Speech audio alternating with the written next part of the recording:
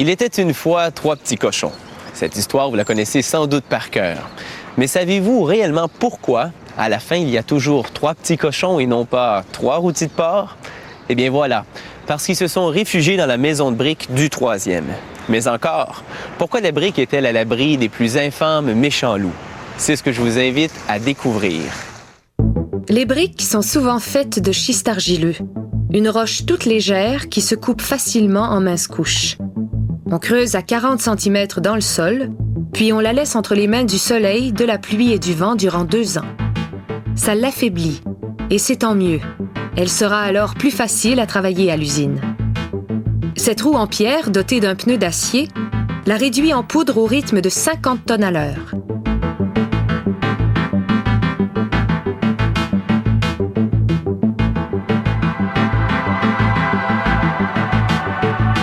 Direction, un immense mélangeur. Là, on combine la poudre avec de l'eau pour former une pâte épaisse qui passe ensuite à travers la machine à extrusion. Il en ressort une espèce de long lingot. La machine enlève également cette petite couche plus croustillante afin de mettre à nu ce qui deviendra la face extérieure de la brique. En chauffant cette mixture telle qu'elle, on obtiendra une brique rouge. Si on recherche une autre couleur, il faudra ajouter un enrobage de sable et de minerais d'oxyde, comme le cuivre ou le fer. À l'aide de ce rouleau, on crée une texture à la surface de la future brique. À la manière d'une guillotine, ce gros couteau la découpe en morceaux d'1,50 m.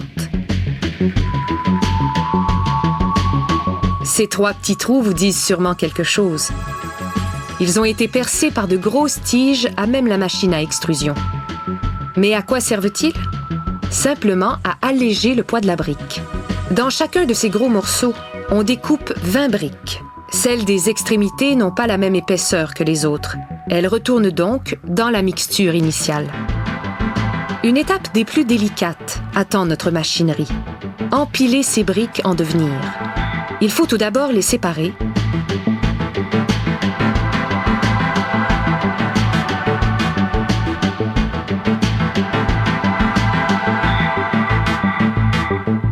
Puis les soulever. Ces sacs gonflables sont alors très utiles.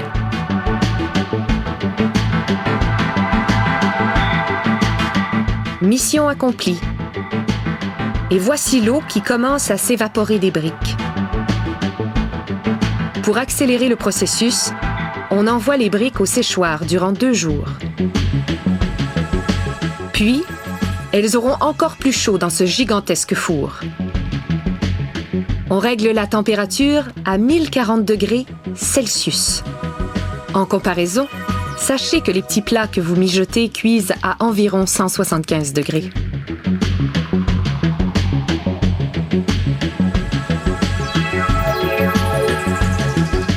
Même sous cette chaleur infernale, les briques ne sont cuites qu'en 1 journée et demie.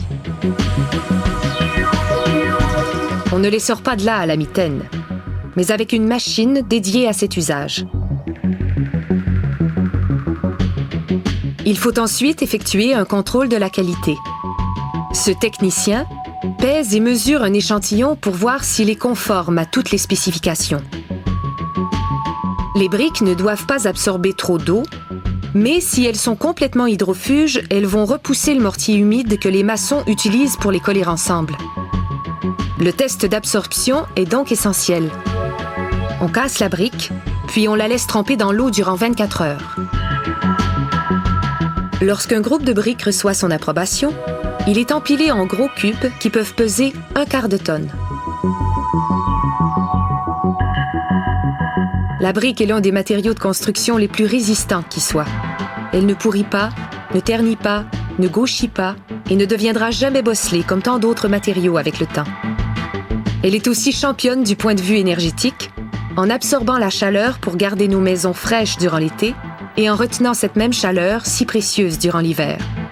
Sans compter les grands méchants loups qu'elle décourage à tous les coups.